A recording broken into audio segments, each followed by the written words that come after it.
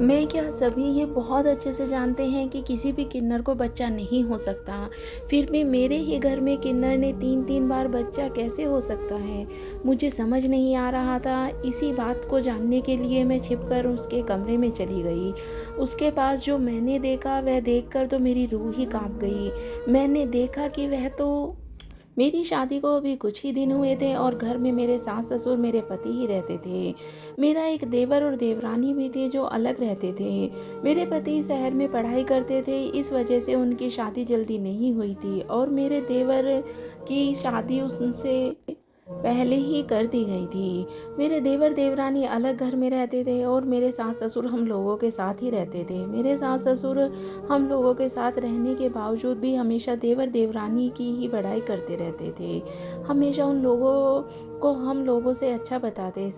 संजीव की भी मेरे सास-ससुर के साथ बिल्कुल नहीं बनती थी। हर छोटे-छोटे बात पर वो संजीव को डाँटते थे। उनको काम को नीचा दिखाने की कोशिश करते, जबकि मेरे देवर को हमेशा ही उनके हर काम में उनका सहयोग करते और यही सब मेरे साथ हो रहा था। वे लोग हमेशा ही मेरी देवरानी और मुझे कम समझते थे। मैं चाहे लाख कोशिश कर लेती लेकिन फिर भी वह लोग मेरी देवरानी को ही, देवर को ही अच्छा बताते थे और मेरा और संजीव के लिए बिल्कुल भी उनके मन में प्रेम नहीं था। मुझे यह सब बिल्कुल अच्छा नहीं लग रहा था। एक दिन मैंने संजीव से कहा कि माँ पिताजी हमारे साथ ऐसा क्यों करते हैं? मैंने कहा कि हम लोग उनकी इतनी सेवा करते हैं, उनकी इतनी देखभाल करते हैं, लेकिन फिर भी उन्हें हम फूटी आँख नहीं सुहाते। लेकिन संजीव मेरी इन बातों पर ज़रा भी ध्यान न देते हुए, मैं जब भी इस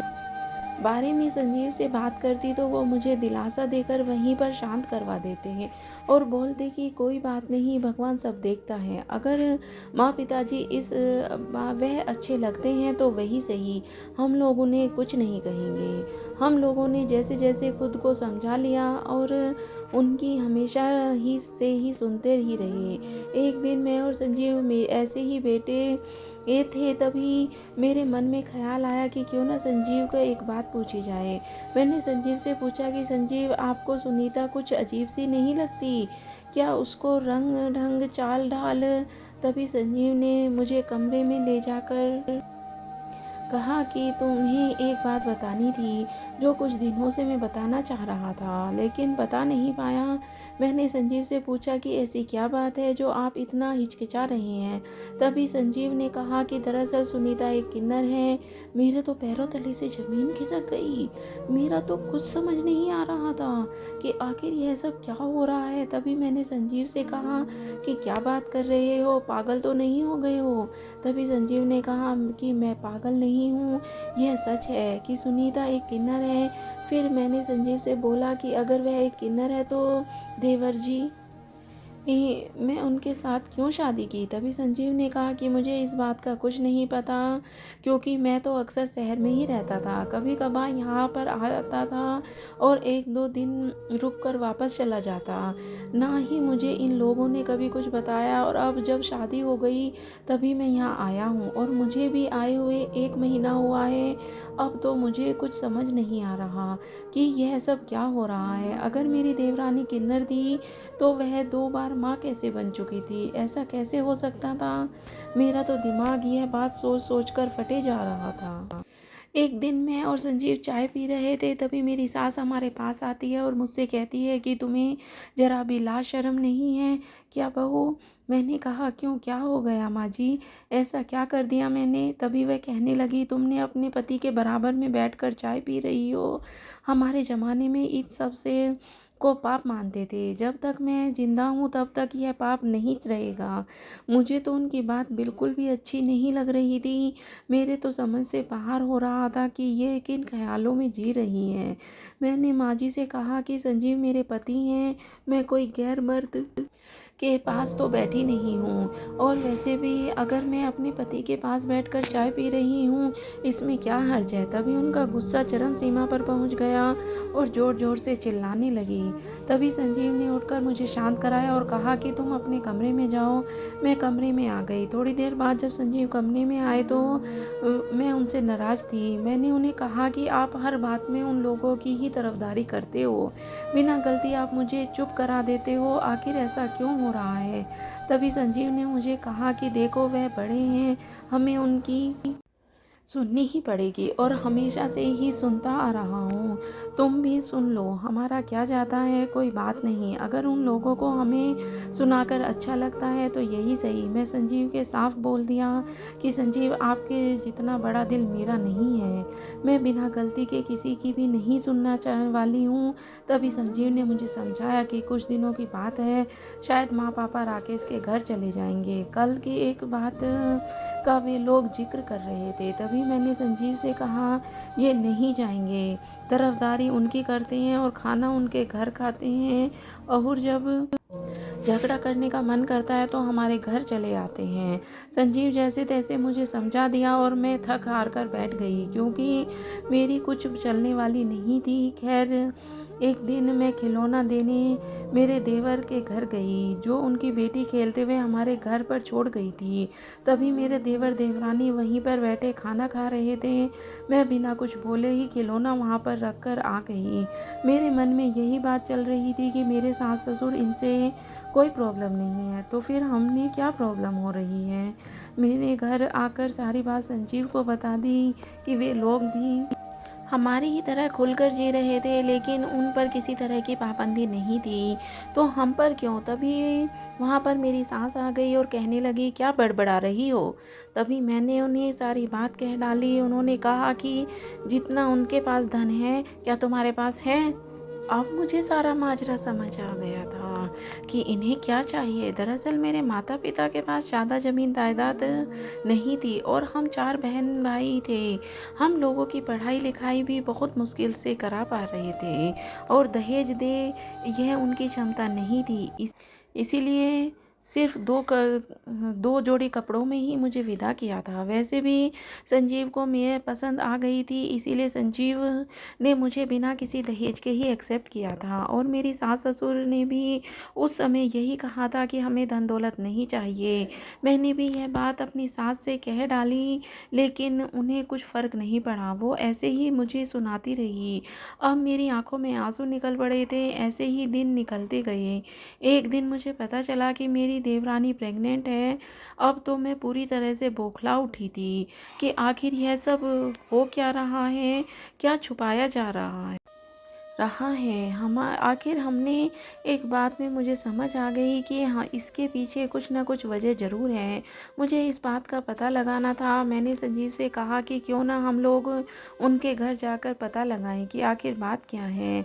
तभी संजीव ने मुझसे कहा कि मुझे इन सब बातों में नहीं पड़ना है। मैं शुरू से ही लेकर आज तक माँ पिताजी की सुनता आया हूँ और आगे भी सुन लूँगा। मुझे इससे कोई फ़र्क नहीं पड़ता। उन्होंने भी मेरे साथ देने से मना कर दिया, लेकिन मैं हार मानने वालों में से नहीं थी। एक दिन मैं यह पता लगाने के लिए अपने देवर के कमरे में चुप कर बैठ गई और सोचा कि आज रात को देखते हैं इनके कमरे में क्या होता है, क्योंकि ज़्यादा न तो उनकी बात से तो कुछ ना कुछ पता ज़रूर चल ही जाएगा। ऐसा ही सोचकर मैं अपने देवर के कमरे में जाकर छुप कर बैठ गई। और कुछ देर बाद मेरे देवर कमरे में आते हैं, लेकिन उनके साथ एक औरत आती है, और वह औरत मेरी देवरानी नहीं। मेरे देवर उसके पास में बैठते और उसका हाथ थाम लेते और कहते कि तुम्हारे सिवा मेरा कोई नहीं है, तुम्हारे साथ के बिना मेरा कुछ भी नहीं होता। मुझे कुछ समझ नहीं आ रहा था कि यह क्या हो रहा है। मैं धैर्य बनाए वहीं पर बैठी रही। थोड़ी देर बाद मेरी देवरानी सुनीता भी कमरे में आ जाती है और उन दोनों के पास बैठ जाती है। अब तो मुझे कुछ सोच समझ में नहीं आ रहा था। मैं बार बार यही दिमाग लगा रही थी कि एक गैर औरत के पास मेरे देवर बैठे थे, लेकिन सुनीता को इससे कोई फ़र्क नहीं पड़ रहा था। तभी अचानक उसके दरवाजे की घंटी बजी और वो लोग कमरे से बाहर चले जाते हैं। तभी मैं मौका पाकर खिड़की से अपने घर पर वापस आ जाती हूँ। मैं वह सारी बात संजीव को बताती हूँ। पहले तो संजीव ने मुझे डांटा कि तुम्हें क्या ज़रूरत थी उन लोगों के कमरे में छुपकर ऐसे ताक झांक करने की। यह सब अच्छा नहीं है। लेकिन मैंने जैसे जैसे संजीव को समझाया और कहा कि आखिर हमें भी तो पता होना चाहिए कि आखिर हो क्या रहा है, हम भी तो इस घर में सदस्य हैं। तभी संजीव ने कहा कि ठीक है, अगर तुम इतना ही जिद कर रही हो तो हम कल माँ पिताजी से ही पूछ लेते हैं। दूसरे दिन सवेरा होते ही जब माँ पिताजी बैठे थे तभी संजीव उनके पास आ जाते हैं और बोलते हैं कि हम लोगों को जवाब चाहिए। तभी मेरी सास गुस्से में कहती है कि किस चीज़ का जवाब चाहिए तुम्हें।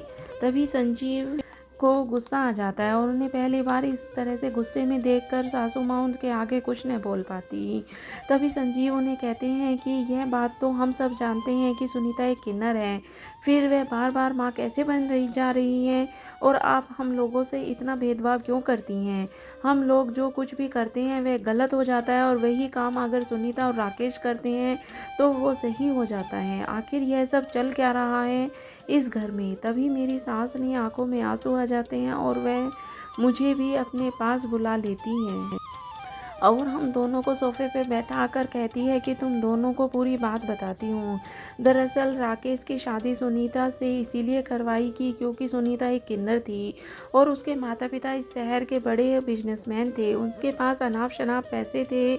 हम लोगों ने मन में लालच आ गया कि क्या फ़र्क पड़ता है अगर किन्नर से शादी हो जाती है तो एक कोने में सुनीता भी रहेगी और दूसरे में राकेश अपनी गर्लफ्रेंड को रख लेगा। उससे बच्चे पैदा करके हम सुनीता का नाम दे देंगे और दुनिया को भी नहीं पता चलेगा कि और जो धन आएगा उससे हम ऐश में रहेंगे। इसीलिए हमने राकेश की शादी सुनीता से करवा दी और सुनीता को अपने घर की बहू बना ले आए।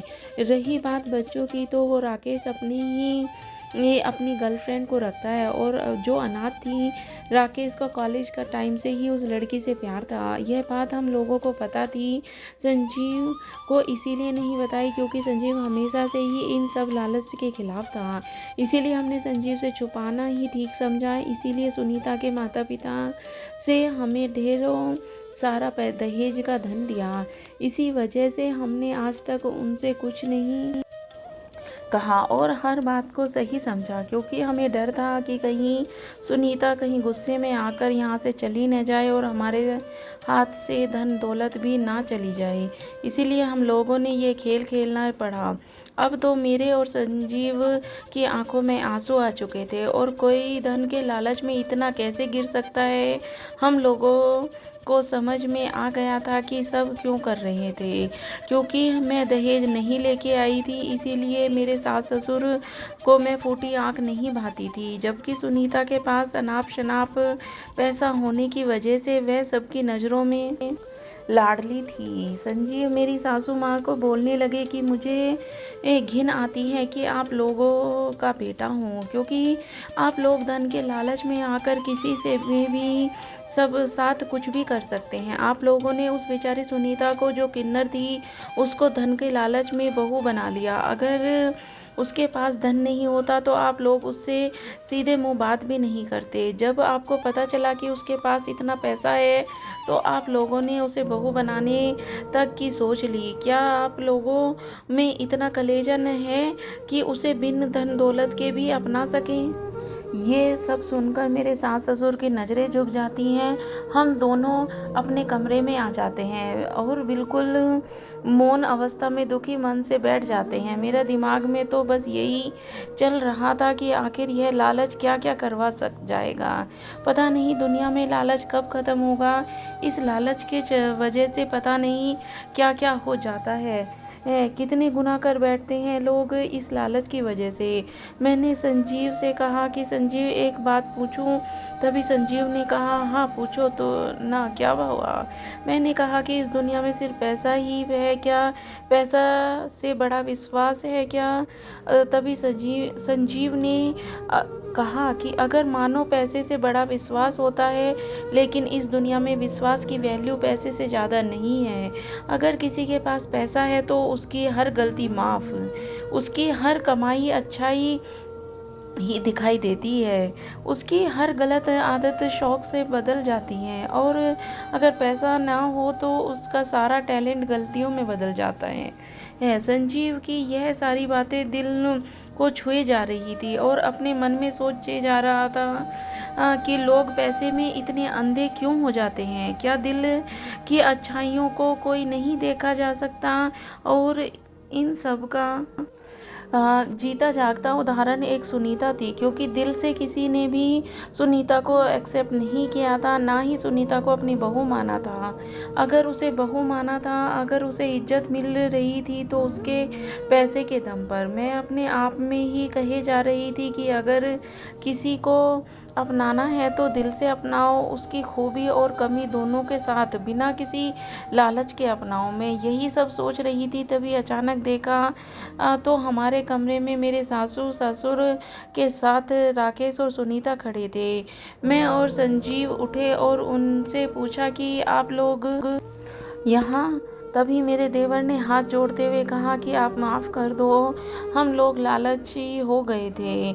हमने इंसान की कीमत नहीं समझी और एक मासूम किन्नर को मोल पैसों से लगाया। अब हमारी आंखें खुल गई हैं। आज मैं खुद मेहनत करके कमाऊंगा और सुनीता के दिल से अपना पत्नी मानूंगा और पूरे समाज के सामने इसी रूप में अपनाऊंगा। मुझे ज़रा भी फ़र्क नहीं पड़ेगा कि लोग क्या कहेंगे। मुझे और संजीव को बहुत खुशी हुई कि आखिर ये लोग सुधर गए हैं। सच्चे दिल वाला इंसान वही होता है जो किसी की कमी को अपनाए, क्योंकि सभी को भगवान ने ही अपनाया है और इंसान को कोई भी हक नहीं होता कि वह किसी की कमी निकाले या उसकी कमी को मोल्ड करे। मेरे चेहरे पर एक अलग सी मुस्कुराहट थी कि आखिर में मेरा पूरा परिवार एक नई सोच के साथ अपना जीवन शुरू कर रहा है।